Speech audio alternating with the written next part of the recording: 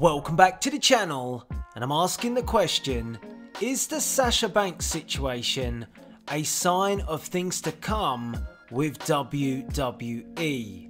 Now before we get into it, I want to make sure you are subscribed to the channel with the notification bell turned on so you stay up to date with all my WWE content. Now I wanted to talk about this situation when it comes to Sasha Banks because there is so many rumours going around at the moment and it's hard to tell who to believe.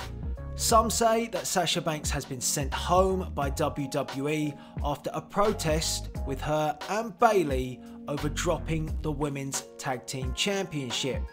Some are reporting that she's decided to unfollow WWE and follow AEW, and some believe she's on the verge of signing with AEW. On the flip side, there's photos emerging of Sasha Banks and Bayley in the crowd at WrestleMania watching Becky Lynch and her crowning moment, seeming very happy. There's also another photo that's emerged of Sasha Banks and Bayley together with the Iconics, almost in a moment of joy, handing over those tag team championships, and it doesn't look like despair. So there are so many different opinions, different rumours emerging. It's hard to tell what to believe, but is it so hard to believe that Sasha Banks, with her current status in WWE, is feeling disgruntled with her position in the company and she could be considering pastures new with AEW? I don't think that's too hard to believe when you look at where Sasha Banks has come from, where she could be and where she's at right now. And that's why I'm asking the question, is Sasha Banks a sign of things to come? Because I think if you look at the way WWE is making its movements at the moment, they seem to be very reactionary. Things change at the drop of a hat. These sort of movements and these sort of strategies usually tend to make people feel disgruntled because it's a knee-jerk reaction. It's a response. And these have begun to occur much more since competition has been on the horizon. Now I'm not saying that AEW is competition to WWE at this point in time, but it is an opportunity for superstars to go elsewhere and apply their trade. And that is something that WWE has not had to comprehend for quite some time. Impact Wrestling, Ring of Honor, New Japan's been a viable option, but the other two haven't quite been there. But AEW is being backed by a billionaire, we know that, and it seems to be building a foundation around it. Cody Rhodes and the Bucks are making the right moves. They're looking at trying to introduce medical insurance to make sure they have the safety of the superstars at heart. These are topics that are coming up into debate very much at the moment, and WWE are being hit left, right and centre. And because they are, it's giving superstars a thought process that maybe there's somewhere else to go, and somewhere else to go that looks out more for the superstar and their best interest than just the company and the vision of one Vince McMahon. So I asked that question, Sasha Banks, is she a sign of things to come?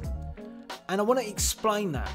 Now, if you think about Sasha Banks and her career, if you actually go and look into her career, she always wanted to be a WWE superstar. This should be the pinnacle of her career. Coming up, working her way up, going to NXT, being so over in NXT. Her heel gimmick was superb. It was so much so that the fans became fond of her. And then she moves up to the main roster, and you'd have to say, out of the 4 horsewomen, she was the one I would envisage that was most likely to succeed, to be the one that reached the top at that time when she came up from NXT. Now, some of you will say, well, Charlotte clearly was going to be, she is the superior athlete. Yes, but Banks had the gimmick and she had the fans backing her. Everybody wanted Sasha Banks to succeed because she did come across as a superstar on NXT. But as she moved up, she's had her successes, don't get me wrong. She's been a women's champion. She's been the first women's tag team champion. These are great successes, but not notable enough. You know, I don't feel like she's had a run in her WWE career where I'd say, I loved that feud that she had on the main roster. I think that was a defining moment for Sasha Banks. I don't feel that. I feel that they have mismanaged her gimmick over the years, and I do say this in plenty of other commentaries. You only get so many shots, so many cracks at it with the WWE universe before they get bored with it. And that's what's happened. They've made Sasha Banks a more marketable superstar in selling merch by becoming a fan favourite. But in doing that, they've actually alienated what brought her to the dance in the first place. And that was that heel persona that went down so well in NXT. So Sasha Banks, in theory, should be up there with what we've seen with Becky Lynch, Charlotte, and also Bayley has fallen by the wayside too. Now, this is Sasha Banks. This is a superstar in which we thought would rise to the top. But WWE are beginning to create a habit with this.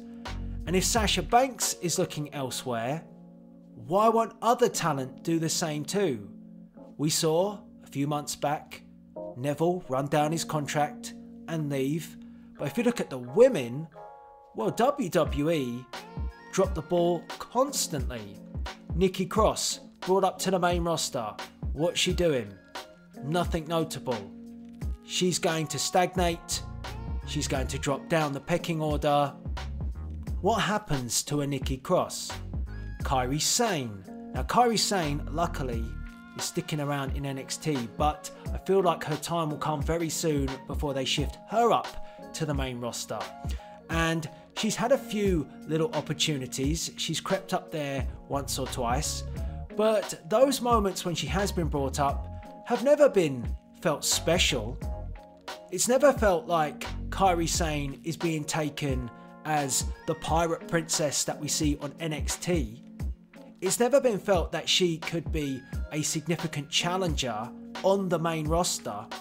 You know, there's not that sort of feeling around that. So when she ultimately does come up, she does make her moment. Is it going to be significant? Or is it going to be like we're seeing with a Nikki Cross, just gradually fading away? And if issues can occur with the superstar that I thought WWE would never drop the ball on in the women's division, Asuka, it can happen to anyone. And if Sasha Banks is beginning to think this isn't for me, when this was her dream to be a WWE superstar, well, it just tells me it's a sign of things to come. And WWE are really not helping themselves because, as I said, it seems to be more constant, these knee-jerk reactions. You think about how many NXT talent we've had brought up to the main roster, but are they brought up in a manner where you feel like that's a top guy?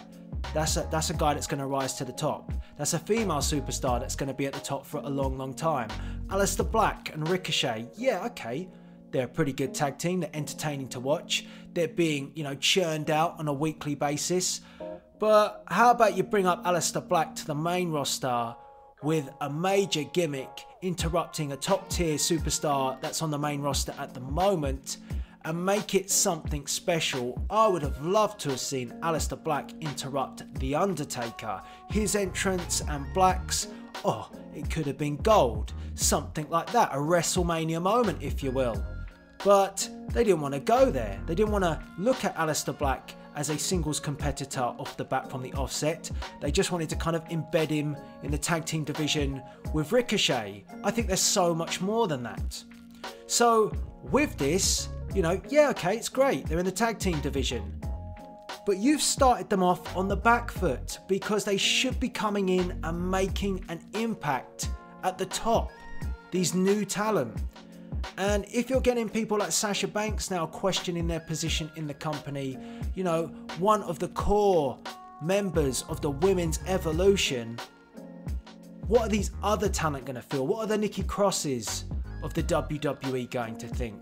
What is a Kairi Sane going to feel if she's not getting put in decent positions? You know, it feels like to me that this is only going to continue, that superstars are going to feel disgruntled, they want to get out, and they now have that viable option in AEW.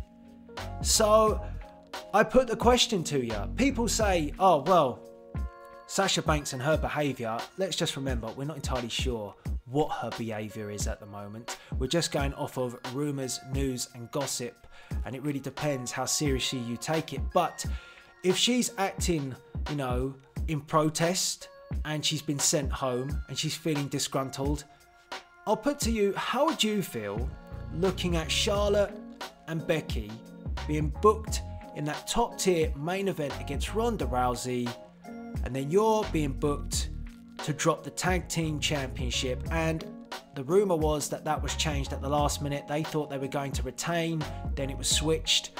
And you're going to feel, for starters, this company don't know what they're doing. One minute they're telling us we're going to retain, the next minute we're going to drop the belt. You know, I want some more consistent booking, long-term booking. I think that's what superstars yearn for. When I talked about Aleister Black, some long-term booking, put him in with a long-term feud with the Dead Man, build it to WrestleMania, fantastic payoff, big moment. None of that was there. Just bring him up, plonk him in a tag team. So I go back to Sasha Banks. She's felt that. She's thought, look, this isn't right. And then she's looking up and she's seeing Becky Lynch in the main event with Charlotte, two people she came up with, and if you want to say it, at the time when they all came up, least likely to succeed, probably Becky Lynch at the time. Most likely to succeed, probably tied between Charlotte and Sasha Banks. So put yourself in her shoes. She feels aggrieved. I think you'd feel aggrieved. How many times have you debated the booking of WWE, the frustration that certain superstars aren't being put in the right positions? And yes, of course, I know WWE can't book everyone in great positions. That's right. But do things with your superstars that make it worth them being around. You know, that seems to be the underlying problem. You're bringing up too many superstars without a worthwhile vision for them. You bring them up and then they just kind of float around. EC3, by God, why'd you bother signing him?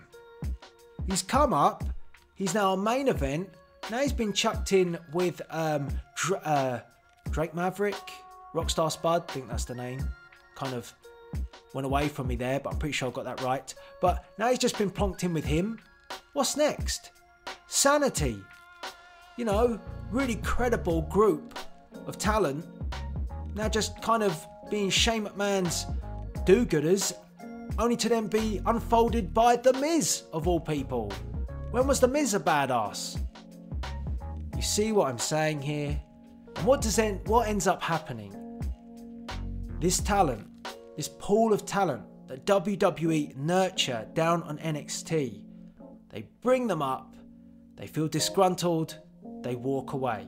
Where do they go? Well, the door is open at AEW now for them to go and succeed somewhere else.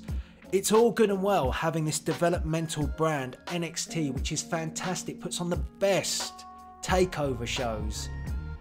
But then there's got to be the end product, which is to come up to the main roster and do something significant. Finn Balor reached the promised land once as Universal Champion, and he's down the pecking order. His demon is in a state of confusion. He doesn't even bring that demon out to face the beast, Brock Lesnar, but he does against Bobby Lashley. WWE sacrificing the superstar's gimmick for a moment, a spot at WrestleMania. If you were booking the gimmick properly, the demon would show up to face the beast. Now, if you did that with my gimmick, I'd feel disheartened in that. But with Finn Balor, he's got much more than what I'd say a Sasha Banks has at the moment. He knows that, I feel like with a Balor, he knows that WWE are invested in him very much. Even though he might not be getting that top tier moment, he's got quite a lot of things on the go with WWE. But then you look at somebody like Gallows and Anderson, WWE don't have nothing for them. You know, they were a top tier tag team when they came in from New Japan, Machine Gun Carl. Where are they going now? Probably to AEW. You can't acquire all this talent, and it's almost detrimenting the younger talent every time because they perform so fantastically well down on NXT and they're brought up and they're just lost in the shuffle. And I feel that's a damn shame. And that is why I say, is the Sasha Banks situation a sign of things to come? Because if you constantly look at this, if you constantly go and look at the talent that's being developed in that pool in NXT, and every time it's brought up, it's mismanaged, you begin to feel that this is not just a one and done. And if someone like Sasha Banks, whose dream was to be a WWE superstar, doesn't feel like it's her dream anymore, that's telling you something. So I understand if Sasha Banks feels upset and disgruntled with her position after WrestleMania, because she was a key part of the women's evolution. And I feel like she'll look back and she'll think, how did it all go wrong for me? I had this fantastic gimmick in NXT. The crowd wanted me to succeed. They wanted me to be number one in the women's division. I was putting on stunning matches. And one thing I've noticed about Sasha Banks in recent years is even her in-ring skills have dropped off, because I feel there's a knock in the confidence that she feels that she's never going to get where she needs to be. And that's almost detrimented her in-ring ability because more mistakes creep in. And I think that's what happens. You know, you start to doubt yourself and then you think, can't do this anymore. I've got to go. And that's where, you know, plays on your mind. So I really want to open this up. I talked about Sasha Banks a few days ago, but the more I thought about this and I started thinking about the pool of talent that WWE has at its disposal, does it really dispose them properly? I don't think so. I think this whole bringing them up to the main roster, you know, just by, no real reason, just got to get them up there, bring them up. What are you going to do with them? Don't know. I think that is completely wrong. I want to see talent brought up to the main roster with a direction. Aleister Black, let's put him in a feud with The Undertaker. Let's give him the rub. He's going to be our next guy. Ricochet, he is a guy that is a superior athlete. Let's make sure we showcase that. Let's put him in with Rey Mysterio. Let's develop a long-term feud with that. You know, I'm just throwing these out there. EC3, he's a good talker. Let's put him on the mic more. Let's get him to integrate with someone else who's a good mic talker. Exchange, build a feud with that. Let's develop that more. Don't just chuck him in and not know what to do with him. So you see what I'm getting at. And the more this happens, what you'll see is that younger talent move away. And what you will see is your mainstays that you've got at the moment stay there. And you won't get the talent that you love, or you won't get the NXT that you love beginning to appear in WWE, because they're mismanaged time and time again. So I want to get your views and opinions on this. I mean, the main thing that I talk about here is the booking strategy. When a superstar comes up, they need a path, they need a direction, they need to be put in a feud. If that's not there and it's not booked for maybe 6 months, if that's not, you know, a long-term path, this talent is going to feel very disorientated and not know where to go. And if things are being done on the fly, one minute you think you're winning, the next minute you're losing, well, you're going to lose faith in the company. So what do? You go somewhere else. And that's a shame, because most of these people dream about wrestling in the WWE. So I've said enough on the topic. This was much more focused on what's to come, not just Sasha Banks. But Sasha Banks is a great example of somebody who I feel should be in WWE for the long haul, and then she should go out with a bang. But it just hasn't worked out since she come up to the main roster. Somebody there doesn't have the faith. I don't know who it is, whether it was Vince, but she's had her moments. But I said this before, winning the Women's Tag Team Championship was an afterthought.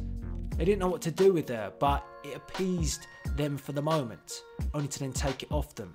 And if it is true that that was a knee-jerk decision, like, oh, hold on, let's take the belts off them the night that happened, of course, you're going to be upset. So let me know what you think in the comment section below. AEW, it's off the ground. We don't know how good or how great it's going to be. It's got the backing. It's beginning to introduce things that WWE doesn't have, which then makes it, again, a viable option. And it's making things interesting because superstars are beginning to question, look, I'm not happy here. I don't have to sit here and just wait it out. I don't have to just sit here and put up with my bad booking. In fact, I can rebel against this and I can get out. And I'll be honest with you, what do you do if you're in a job that you dislike? Well, you quit and you move and do something else. If you dislike it that much, you're not quitting because you're a quitter.